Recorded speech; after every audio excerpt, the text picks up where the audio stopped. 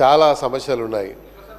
చాలామంది చాలా సమస్యలు చెప్తున్నారు. అది అప్లై నో రిప్లై అన్నట్టుగా ఉంది ఈడ. కాబట్టి కొన్ని చెప్పాల్సిన అవసరం ఉంది.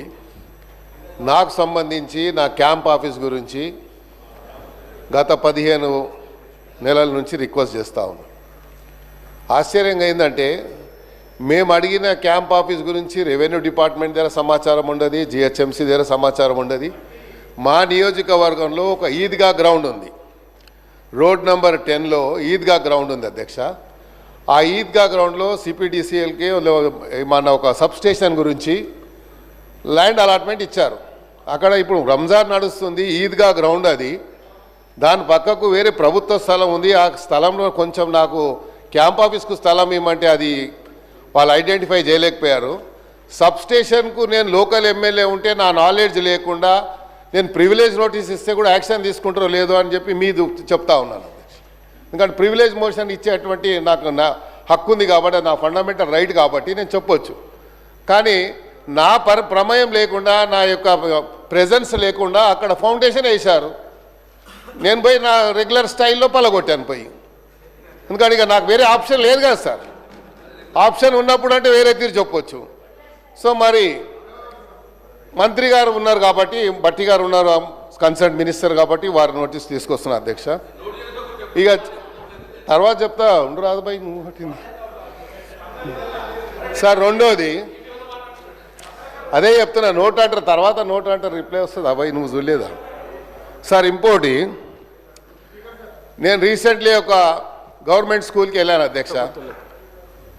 వాళ్ళు ఏదో ఫంక్షన్ పెట్టుకుంటే పోతే అక్కడ ఉన్నటువంటి హెడ్ మాస్టరు ప్రిన్సిపల్ వచ్చి నాకేం రిక్వెస్ట్ చేశారంటే, సార్ మాకు గుడ్లు మిడ్ డే మీల్లో వస్తుండే, ఇప్పుడు మోదులు ఇస్తున్నారు సార్ అని చెప్పాను.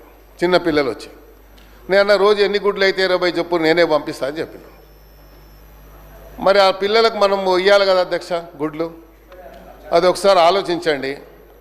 రెండోది, ఆ స్కూల్స్లలో 6 ప్లాంట్స్ పెట్టమని చెప్పి నేను నా బడ్జెట్ కూడా ఇచ్చాను. మరి ఇప్పటిదాకా బడ్జెట్ నా ఏదైతే రెగ్యులర్గా వచ్చే బడ్జెట్లో ఇచ్చాను. కానీ ఒక 6 ఒకటేమో ఎన్బిటి నగర్లో రౌండ్ టేబుల్ స్కూల్ ఉంది సార్, చాలా పెద్దది, సుమారు 2000 మంది విద్యార్థులు చదువుతారు. జూబ్లీహిల్స్లో అలాగే ఉంది, ఆడ కూడా 6వ ప్లాంట్ అడిగాను, అవ్వలేదు. ఇంకోటి, ఇది చాలా ప్రధానమైనటువంటి సమస్య కాబట్టి ఇమీడియట్గా యాక్షన్ తీసుకోవాలి. నోట్ అనేది అది రెగ్యులర్ ప్రాక్టీస్ అధ్యక్ష. నోట్ అంటే మాకు తెలుసు, నేను కూడా మంత్రిగా పనిచేశాను. నోట్ చేసుకుంటామంటాం, బయటికి పోయిన తర్వాత అది డస్ట్బిన్లో వేస్తాం ఆ పేపర్ తీసుకుపోయి. ఇది రెగ్యులర్ ప్రాక్టీస్ కాబట్టి నేను చేశాను కాబట్టి చెప్తున్నా అధ్యక్ష. నేను వాళ్ళని ఎవరిని బ్లేమ్ చేస్తలేను. ఇప్పుడు నాకు ఎవరు చెప్పాల్సిన అవసరం లేదు, నాకు తెలుసు ఏం మాట్లాడాలో. అందరికంటే సీనియర్ ఎమ్మెల్యే నేను సార్. ఇంకోటి, ఈడబ్ల్యూఎస్ కాలనీ నేను మినిస్టర్ ఉన్నప్పుడు ఫౌండేషన్ వేసి కాలనీ కట్టించాను.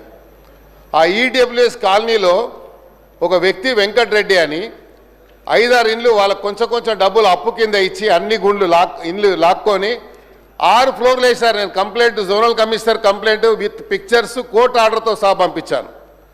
ఈరోజు వచ్చే ముందు ఎంఆర్ఓ గారికి, తహసీల్దార్ గారికి, అదేవిధంగా డీసీ గారికి పంపించాను. యాక్షన్ తీసుకుంటలేరు. ఈడబ్ల్యూఎస్ కాలనీ అది పర్మిషన్ ఎలా వచ్చింది? ఇక్కడ కిట్టుకు ఏంటంటే మా దగ్గర ఉన్న టౌన్ ప్లానింగ్ ఏసీపీ చిన్న పేపర్స్ పెట్టుకున్నారు. మొన్న ముఖ్యమంత్రి గారు చెప్పారు వారి కన్సర్న్తో. అలాంటి వాళ్ళు ఏం చేస్తారు, వాడే సొంతగా స్క్రీన్ ప్రింటర్ దగ్గరకు పోయి పేపర్ తీసి ఇక్కడ ఇల్లీగల్గా కన్స్ట్రక్షన్ ఫోటో తీసి అది సీసీపీకి ఒకటి, ఏసీపీకి ఒకటి పంపిస్తాడు. దీని మీద యాక్షన్ తీసుకుంటారు. మళ్ళీ వాడు కాంప్రమైజ్ అయిపోయి బిల్డింగ్ కట్టేస్తాడు.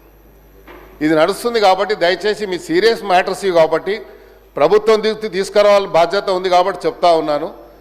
మీరు అదే నోట్ చేసుకుంటారు, రెగ్యులర్గా చెప్తారు కాబట్టి అది మీ ఇష్టం, నేనేం దాన్ని చెప్పలేను. కాబట్టి ఇలాంటి ఎవరైతే సోషల్ మీడియాని మిస్యూజ్ చేసుకొని ఇలాగా అందరినీ బ్లాక్మెయిల్ చేస్తూ ఉన్నారు, ఇది చాలా హైదరాబాద్ సిటీలో చాలా పెద్ద ఎత్తున నడుస్తుంది. బిల్డర్స్ని చేస్తున్నారు, అట్ ద సేమ్ టైం డిపార్ట్మెంట్లో ఉన్నటువంటి జిహెచ్ఎంసీ అధికారులు అయితే వణికిపోతారు వాళ్ళతో. ఎమ్మెల్యే ఫోన్ చేసినా, మినిస్టర్ ఫోన్ చేసినా భయపడదు. కానీ ఆ సోషల్ మీడియా వాడు ఒక ఫోన్ చేస్తే మాత్రం సార్ నేను యాక్షన్ తీసుకుంటా అంటాడు. ఇద్దరు కూర్చొని లావాదేవీ జరిగిపోతుంది.